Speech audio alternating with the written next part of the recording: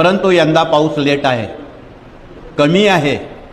हे आपण आत्ताच पर्जन्य सूक्ताचं आपण ध्यास घ्यावा आणि रोज एक वेळा त्रिकाल आरतीत ज्यांना शक्य आहे त्यांनी रोज एक वेळा तरी पर्जन्य सूक्ताचं जर वाचन केलं तरच पाऊस सुवृष्टी होईल.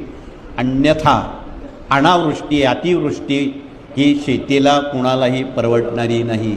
सुवृष्टी झाली तर बळीराजा सुखावेत, शेती चांगली पिकेल, नद्या बारमाही वाहतील, पिण्याच्या पाण्याचे प्रश्नासह वापरण्याच्या पाण्याचे प्रश्न मार्गी लागतील.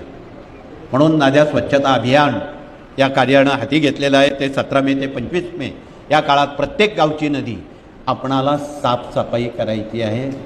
ती नुसतीच जलवाहिनी नाही, ती जीवनवाहिनी आहे. परंतु दुर्दैवानं काही दशकांपासून त्या नद्यांच्या आम्ही मानव जातीनं गटारगंगा केलेल्या आहेत. कचरा टाक, निर्माल्य टाक, सांडपाणी त्यात सोड, कारखानदारसुद्धा ते घाणपाणी त्यात सोडतात. नद्यांनी हा न कळत आपल्याला शाप दिलेला आहे, पाऊस न पडण्याचा आणि तापमान वाढवण्याचा. हे आपण ओळखून घ्यावं, त्याला ज्योतिषांची गरज नाही. म्हणून आपणाला कळकळीचं निवेदन आहे की नद्या या पवित्र ठेवाव्यात. तिथे कुठल्याही प्रकारची दुर्गंधी, घाण, मानवनिर्मित ज्या काही गोष्टी आहेत त्या आपल्याला थांबवता आल्या पाहिजे.